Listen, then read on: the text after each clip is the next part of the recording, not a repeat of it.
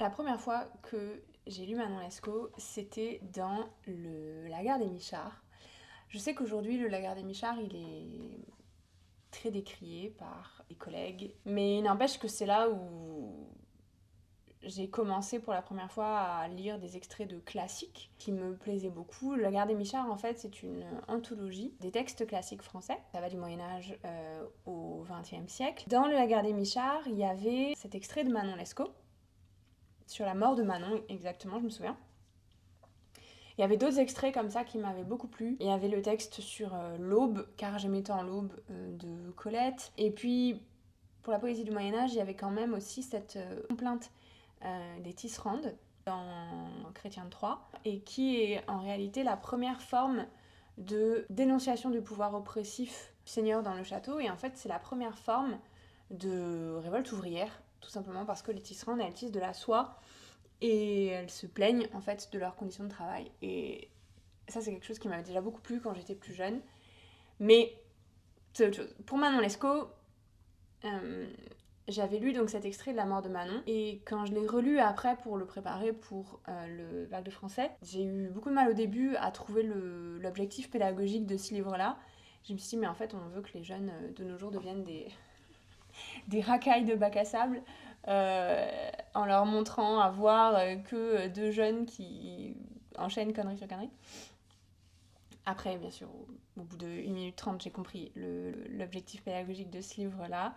Et c'est vrai que comme il quitte le programme cette année, eh bien, je voulais en parler un petit peu avec vous sous la forme d'une discussion, un peu comme si on était au café ou autre et qu'on parlait de ce livre-là. Pour vous donner envie de le lire si vous ne l'avez pas lu, bien sûr. Et puis pour voilà, vous donner aussi un appareil critique que vous aurez peut-être pas en classe et qui selon moi est très intéressant parce que c'est un livre à propos duquel de nombreux scientifiques ont écrit. Et par exemple, là j'ai devant moi celui-là, le René Desmoris, Le silence de Manon. Et il y en a d'autres dont je veux parler qui, selon moi, abordent le livre avec une perspective très féconde, très très très féconde. L'idée, vraiment le pitch en une phrase de René Desmoris, c'est de dire que en réalité, les paroles de Manon dans le Manon Lescaut nous sont tout le temps rapportées par Desgrieux, qui nous dit que ce n'est pas Desgrieux qui enlève Manon au début quand ils se rencontrent devant le couvent dans lequel elle est censée aller. Il n'y a personne. On a à chaque fois la voix de Manon qui nous est rapportée de la part de Desgrieux, cette espèce de drama queen qui est constamment en train de se plaindre de ce qui lui arrive et de ces fautes constantes de Manon. Mais on entend sa voix, vraiment, à Manon, très rarement, en fait, dans le livre. À deux moments très précis, et notamment dans la lettre qui nous est donnée de la part de Glérieux, encore. Donc il nous rapporte la lettre, mais qui nous dit que peut-être il enlève des passages, qui nous dit que peut-être, etc. Et en fait, cette idée de se dire que peut-être Manon et pas la cause des malheurs de Desgrieux, mais finalement peut-être plus sa victime, change complètement l'idée qu'on a d'elle et le paradigme selon lequel on voit le roman. Donc en ça, c'est très intéressant. Et voilà à quoi servent en fait les études littéraires qu'on peut vous proposer sur les livres, ce que font les chercheurs dans leur laboratoire quand ils vont vraiment chercher précisément l'interprétation du texte. Et ça, je trouve que c'est intéressant pour vous de voir ce qu'on fait exactement quand on cherche en littérature en particulier.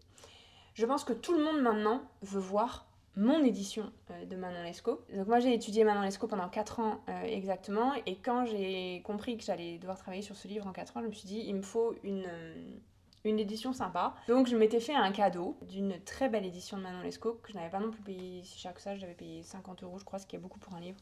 Mais au vu de à quel point je l'ai utilisé, au vu de à quel point il est magnifique et trop beau et superbe, 50 € ce n'est en fait pas énorme. Voici mon édition de Manon Lescaut. C'était une édition ancienne, mais surtout ce qu'elle a de bien, c'est que comme dans tous les livres géniaux, elle a des images, cette édition. Et moi j'ai une version illustrée de Manon Lescaut. Et là, ça c'est beau. Il existe certaines éditions de ce livre-là qui ont des images. Il y a une édition des années 60 de mémoire, mais c'est de l'aquarelle un peu grossière si je puis dire. Là, on est dans des illustrations beaucoup plus fines en fait, que j'adore. Donc je peux pas résister à l'envie de vous montrer par exemple celle-là. Forcément ça rend évidemment la lecture bien plus savoureuse parce que à chaque fois on tourne la page on se dit mais est-ce qu'il y aura une image, par exemple ici. Il me semble que ça c'est lors du dîner de G2M et de Manon. Donc voilà un livre auquel je tiens beaucoup. Si vous êtes un peu plus intéressé pour voir les illustrations qu'il y a dans cette édition-là, j'avais, en faisant complètement fi du droit d'auteur bien sûr, fait une animation avec certains d'autres de mes dessins à moi et en les agrémentant d'autres. J'avais mis en ligne la vidéo déjà il y a très longtemps, il y a 3 ans je crois. Donc si vous voulez aller la chercher, il y a une animation Manon Lescaut que j'avais fait. Attendez, je vais vous donner le nom quand même. Sont de André Marty. Regardez cette première. Ça c'est beau ça. Là on pleure. Oui, je sais. Magnifique. Magnifique, magnifique. Ok, donc si on y est, on peut parler un peu du contexte de création de Manon Lescaut. Le contexte est malheureusement toujours intéressant quand on parle des œuvres pour le bac de français et pour tout en général. Il n'y a aucune œuvre d'art qui doit être prise en dehors de son contexte de création, c'est normal. L'abbé Prévost, donc, il naît en 1697, donc à la toute fin du XVIIe siècle. Et sa vie est quand même, là aussi, sacrément intéressante, sacrément passionnante. Pour moi, il y a 2 auteurs en littérature française qui ont eu des vies comme ça, complètement délirantes. Vous avez Beaumarchais et l'abbé Prévost. Beaumarchais, c'est un truc de fou, hein. Le gars était horloger, puis après espion dans l'autre camp, puis après, enfin bref, et tout en écrivant quand même Le mariage de Figaro et ce magnifique monologue de Figaro sur l'abolition des privilèges, et évidemment que ce monologue de Figaro participera juste après à la Révolution française. C'est un autre débat. Pour l'abbé Prévost, donc l'abbé Prévost, donc concrètement de base une formation religieuse, quelqu'un qui s'inscrit au séminaire pour embrasser la carrière de religieux, et puis quitte le séminaire et il part pour l'Angleterre et il devient prof particulier dans une famille riche, famille aisée. Il tombe amoureux de son élève, et oui, et il doit donc quitter l'Angleterre un peu en catastrophe parce que forcément le père de l'élève n'est pas du tout d'accord. Il commence une vie d'errance en Angleterre et puis en Allemagne, aux Pays-Bas, et il rencontrera lors de ses pérégrinations une femme, Hélène Eckart, dite Lenki. Et c'est vrai que cette femme-là a certainement inspiré le personnage de Manon Lescaut, tout comme la vie en réalité de l'abbé Prévost, vu que vous avez, comme le chevalier des Grieux, quelqu'un qui va quitter sa formation de religieux pour vivre une vie en marge, en dehors de toutes les normes de la société. Et la société à l'époque a des normes. On a pas mal, malheureusement, beaucoup. On peut pas du tout vivre avec quelqu'un quand on n'est pas marié. On peut pas du tout vivre sans argent, ou en tout cas en vivant comme le feront des Grieux et Manon de menu fretin, c'est-à-dire de vol, en trichant au jeu, en faisant toutes les choses horribles dont on va parler bientôt. Mais cette société, de l'ancien régime, elle est quand même très, très pesante sur l'abbé Prévost et sur des Grieux et Manon Lescaut. Il revient en France, l'abbé Prévost, et se met à écrire les très nombreux tomes qui vont être ceux des mémoires d'un homme de qualité. Ce qui est important pour vous de comprendre, c'est que donc Manon Lescaut, c'est un des tomes de ses mémoires, et dans les tomes précédents, on en sait plus quand même sur le personnage de Renoncourt, qui sera donc un des narrateurs de Manon Lescaut. Et ce qu'on apprend aussi, en gros, c'est que il vient de se faire larguer. Et en fait, on comprend ce pourquoi Renoncourt s'intéresse à des Grieux la première fois qu'il le voit sur la route de Passy. On comprend pourquoi il lui donne de l'argent, on comprend pourquoi ce jeune l'émeut, en fait, tout simplement. Parce qu'il vient tout juste, lui, de vivre quelque chose de pas sympa. Et je pense que quand on sait pas que Renoncourt vient de se faire larguer dans les tomes précédents des Mémoires d'un homme de qualité, on a du mal à comprendre ce pourquoi il s'intéresse d'un coup comme ça au convoi qu'on porte Manon et ses autres femmes, et ce convoi qui est destiné, comme vous le savez, au bagne. Voilà un peu pour le contexte, pour la vie de l'abbé Prévost. Pour les autres œuvres de l'abbé Prévost, vous avez aussi l'histoire d'une grecque moderne, qui était au programme de l'agrégation dernière ou l'année d'avant, je ne sais plus, qui veut dire tout simplement que si vous l'avez étudié en cours, votre prof a très peu d'imagination, je plaisante bien sûr. Évidemment, on parle mieux des livres qu'on connaît et qu'on a étudiés en profondeur, mais bon, c'est dommage parce que c'est un texte très compliqué, l'histoire d'une grecque moderne, et c'est vrai que pour des élèves, c'est dur. Moi j'ai eu des secondes qui ont eu l'histoire d'une grecque moderne de l'abbé Prévost, en prévision certainement d'une étude de Manon Lescaut l'année d'après. Parenthèse terminée. Bien, Manon Lescaut donc. Qu'en est-il de ce roman magnifique? De quoi ça parle? Qu'est-ce que quoi? On va essayer de regarder un peu ce qu'il en est.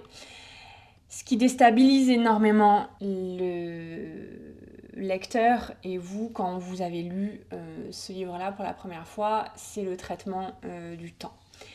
Et je veux bien croire que ce soit compliqué à comprendre en termes, je vais utiliser deux mots un tout petit peu techniques, mais je vais tout de suite les expliquer, en termes d'analepse et de prolepse. Analepse quand je retourne en arrière, prolepse quand j'avance dans le temps. Et ça, c'est vrai qu'il y en a énormément. Il y en a énormément, en fait, il y en a presque à chaque phrase, en fait, parce qu'à chaque fois que Des Grieux dira c'est ce qui causera dans la suite ses malheurs et les miens, par exemple quand il se rencontre à Amiens, c'est une prolepse parce que, eh bien, il sait en fait que dans le futur, cette rencontre aura complètement bouleversé le cours de sa vie. Mais ça, il le sait que parce qu'il raconte ses aventures à Renoncourt. Donc, au début du roman, et c'est quand même assez intéressant aussi de le voir, vous avez un avis au lecteur. Dans cet avis au lecteur, on a donc cette prise de parole de l'auteur qui nous indique que là, on aura à voir un roman moral. Et cette idée du roman moral, elle est jamais à perdre de vue quand vous lirez Manon Lescaut, parce qu'elle donne en fait tout le projet à venir de l'auteur. On va vous montrer ce qu'il ne faut pas faire. Voilà.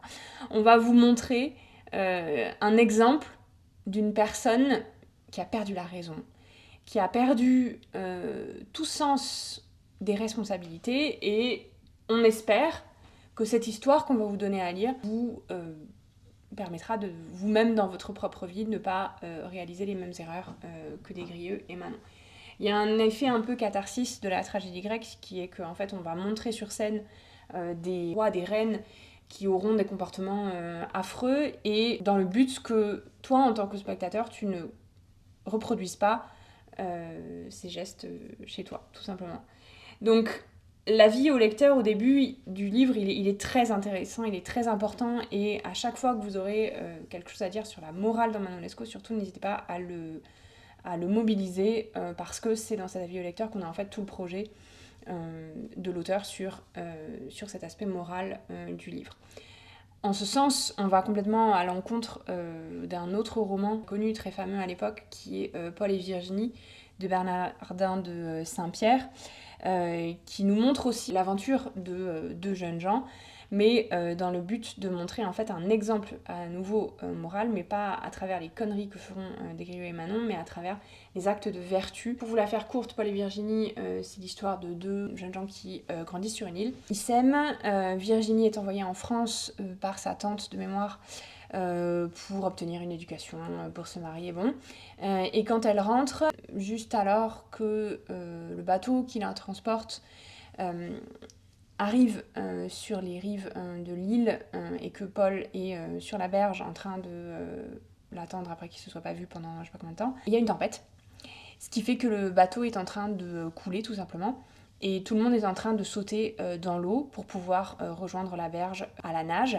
Et Virginie, dans un acte de pudeur immense, refuse d'enlever ses habits pour plonger et se sauver, et donc elle meurt dans le naufrage du bateau, presque dans les bras en fait de Paul. Donc un modèle de vertu bien sûr, nous on n'est pas du tout là-dedans, on est dans en fait ces espèces d'anti-héros tout simplement qu'on va vous montrer. Et c'est vrai que en ce sens, le roman est savoureux aussi à cause de ça. On a donc ce narrateur, donc Renoncourt, qui est donc sur la route de Passy. À ce moment-là, on est en février 1715. C'est donc les premières pages de Manon Lescaut. Et sur la route, il croise un convoi qui porte des femmes destinées au bagne. Alors, le bagne, c'est en réalité l'Amérique. L'Amérique, à ce moment-là, c'est pas les États-Unis, faites pas la faute. C'est un endroit qui est en pleine construction. Vous savez que l'Amérique, l'Australie aussi, sont des pays, des continents qui ont été créés par tous ceux dont on ne voulait plus, en fait, en Europe et ailleurs. Donc quand vraiment vous aviez défié de trop nombreuses fois les limites de la morale, les limites de la loi, les limites de tout, on vous envoyait au bagne. À ce titre, si vous avez l'occasion de lire le départ au bagne de Jean Valjean dans Les Misérables de Victor Hugo, Jean Valjean nous dit que le bagne en lui-même, c'est un endroit dans lequel on peut mourir. On parle du bagne de Rochefort, c'est dans le sud-ouest de la France. Et Jean Valjean nous dit qu'en réalité, déjà, survivre au bagne, c'est en soi une réussite parce que, à Rochefort notamment, c'est un port qui est créé que sur des marais et que déjà, les moustiques qu'il y a là-bas transportent en eux-mêmes des maladies qui font que des fois, tu clames même avant d'être allé dans le bateau qui devait t'amener en Amérique ou en Australie. Donc déjà, survivre au bagne, c'est une chose. Il faut survivre aussi à la traversée, qui est très longue. Et ça, on dit à quel point cette traversée est longue dans la fin du roman. Manon Lescaut. Et bon, si vous avez envie d'en savoir un peu plus sur les différents bagnes qu'il y avait en France, donc dans le nord de la France, à Calais, là où se rendent Manon et Desgrieux, et à Rochefort, dans le sud de la France, n'hésitez pas à vous renseigner. C'est une histoire de notre patrimoine français qu'il faut connaître. Si on est intéressé par les environnements carcéraux et par ce comment on traitait ce que la société n'a pas réussi à récupérer. Ça nous donne à voir surtout une image de notre propre société et de à quel point on a échoué à bien traiter ces gens. Bref, parenthèse sociale terminée. Donc il croise ce convoi, donc ces femmes qui sont destinées au bagne, et le convoi fait beaucoup de bruit. Il y a des gardes, et il y a surtout cet homme qui suit le convoi. Le narrateur, donc Renoncourt, s'approche du convoi et pose des questions, se demande en fait pourquoi il y a autant de bruit. Les gardes lui apprennent que donc c'est un convoi qui est destiné au bagne, qui le comporte plusieurs femmes, et notamment une qui est la maîtresse de celui qui suit constamment le convoi. Situation très bizarre. Il est très intrigué par ce jeune homme et cette jeune femme qui ne veulent pas se quitter. Il parle un petit peu au jeune homme qui est Desgrieux et lui donne un petit peu d'argent pour qu'il puisse payer les gardes, pour qu'il puisse parler à Manon. Bon, tout ça fait beaucoup de bruit, tout ça est très gênant. Et puis c'est tout. Et puis il les laisse en fait là. Le temps passe et on est 2 ans plus tard. Donc là, comme je vous l'ai dit, une prolepse. On a donc une deuxième rencontre entre Desgrieux et Renoncourt qui se recroisent à nouveau 2 ans plus tard, donc en 1717, à Calais. Et là, Renoncourt reconnaît Desgrieux et il va lui demander ce qui lui est arrivé, en fait, tout simplement. Il se dit, ben voilà, la dernière fois que je vous avais vu, vous étiez dans une position très fâcheuse. Que s'est-il passé dans les 2 ans qui ont suivi cette rencontre, notre rencontre? Et là, Desgrieux va se mettre à raconter son histoire. Et là, le récit cadre a été posé, et on va arriver maintenant à l'histoire du chevalier Desgrieux et de Manon. Il se met à raconter, Desgrieux, qu'il rencontre en juillet 1712 quelqu'un qui va complètement bouleverser sa trajectoire. En fait, il reprend depuis le début son histoire avec Manon. Desgrieux était en train de zoner. Mais vraiment zoné, c'est-à-dire que le gars faisait rien. Il était avec son pote Thiberge, qui est donc l'anti-Desgrieux bien sûr dans le livre, et Thiberge devait quitter Amiens un peu plus tard que Desgrieux, et les 2 hommes faisaient des études pour devenir chevalier de l'ordre de Malte. Alors ça aussi c'est assez important de le comprendre. Chevalier de l'ordre de Malte, pensez super gendarme, mais aussi avec une place religieuse. Dans le sens où c'est quelqu'un qui va pouvoir à la fois faire des offices religieux et aussi faire appliquer la loi. méga gendarme, méga religieux, pensait un peu pareil pour pousser être un chevalier de l'ordre de Malte. C'est donc quelqu'un qui s'apprêtait à devenir très important. On voit tout de suite dans les premières pages du roman que le chevalier des Grieux vient d'une très noble famille, qui ne sera pas du tout d'accord avec évidemment ce qu'il va faire avec Manon. Donc il zone, il attend que son pote parte à son tour, à Amiens donc. Faut vraiment les imaginer sur un banc, en train de zoner à l'arrêt de bus en fait, vraiment, tout simplement. Et alors qu'ils sont en train de zoner, des Grieux et Tiberge voient apparaître un coche, donc une voiture, coche d'Arras, et des femmes en descendre. Là, on est dans un lieu assez important aussi, on est juste devant un couvent. Peut-être préciser un petit peu ce que c'est un couvent, parce que des fois, certains de mes élèves ne savent pas ce que c'est un couvent. C'est là où les femmes qui s'apprêtent à devenir bonnes sœurs et nonnes vivent. On ne sort pas du couvent. Okay, quand on rentre dans le couvent, quand on met le premier pied dans le couvent, on ne peut pas en sortir. C'est un engagement qu'on prend à vie. Et des Grieux et Tiberge voient descendre donc du coche d'Arras des femmes, et notamment une qui va attirer l'attention de des Grieux. Et ça, c'est vraiment très bien vu donc dans le passage que vous êtes nombreux à voir en tant qu'étude linéaire pour le bac de français. J'avais marqué le temps de mon départ d'Amiens, que ne l'aurais-je marqué un jour plus tôt, j'aurais porté chez mon père toute mon innocence. Les premières lignes donc de ce passage si connu de la rencontre entre Manon Lescaut et des Grieux, et c'est vrai que là on a à voir un topos de la littérature qui sera repris à de très nombreuses reprises après, celui du premier regard. Celui du premier regard entre deux personnes qui vont s'aimer. Si vous avez l'occasion un jour, à vos heures perdues, d'aller lire La rencontre entre Frédéric et Madame Arnoux dans le roman L'éducation sentimentale de Gustave Flaubert, vous verrez que Flaubert emprunte tout à Lévi Prévost, dans le sens où voilà, on a vraiment ce regard, ces regards qui se croisent et qui changeront la suite de la vie des deux personnages. Donc ce passage, je peux en parler un petit peu parce que c'est là où on a la première donc apparition de Manon, et c'est vrai que c'est un coup de foudre, c'est tout simplement un coup de foudre qui a lieu entre Manon et des Grieux. Les adjectifs dans ce passage-là sont assez particuliers. L'abbé Prévost utilise l'adjectif charmante, avec un superlatif devant, si charmante, elle était si charmante. Elle était si charmante, pas du tout utilisée là au hasard. Charmante, d'un point de vue étymologique, c'est ensorcelée.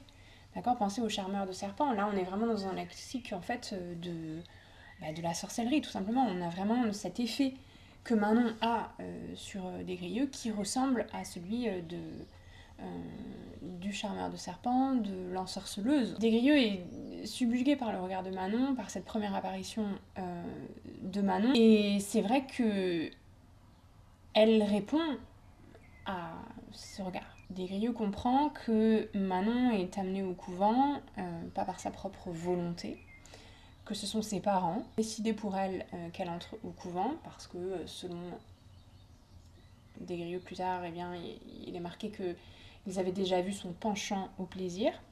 Okay, et pas là par choix, Manon, elle s'apprête concrètement à être emprisonnée à vie au couvent. Donc quand elle voit cet homme qui la dévisage, pour elle c'est la porte de sortie. C'est la porte de sortie totale, et il va falloir tout de suite trouver une solution. Leurs destins seront liés l'un à l'autre en quelques secondes, parce qu'elle se met à l'appeler mon cousin. Et l'Argus, donc la personne qui accompagnait Manon, pense qu'il s'agit donc du cousin de Manon, et les deux jeunes gens s'enfuient. Les deux jeunes gens s'enfuient, laissent Tiberge complètement sur le banc, à côté. Je vous ai dit, imaginez un arrêt de bus, il est laissé là. Alfred de Musset, que vous avez beaucoup aussi au bac de français quand vous étudiez On ne l'anime pas avec l'amour, dit que Manon est un sphinx étonnant, et que Manon l'amuse autant que Tiberge l'ennuie en réalité. Et Tiberge, complètement désemparé face à la rencontre entre Manon et les Grieux, ne peut rien faire.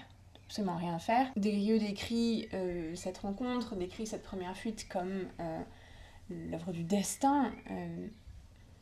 Bon, et à partir de là, c'est vrai que s'en suivra en fait comme une boule de paille, vraiment qui roule dans le sable dans un western et qui ne peut pas s'arrêter, une suite de péripéties qui font que, on passera à la fuite, toujours en avant, parce que le père de Desgrieux va forcément chercher à récupérer son fils et à arrêter Manon, parce qu'ils vont manquer d'argent, il y aura un incendie, parce qu'ils vont se mettre à voler, parce qu'ils vont se mettre à tricher dans des salles de jeu, parce qu'ils vont tuer, parce qu'ils vont être emprisonnés, parce qu'ils vont s'échapper de la prison.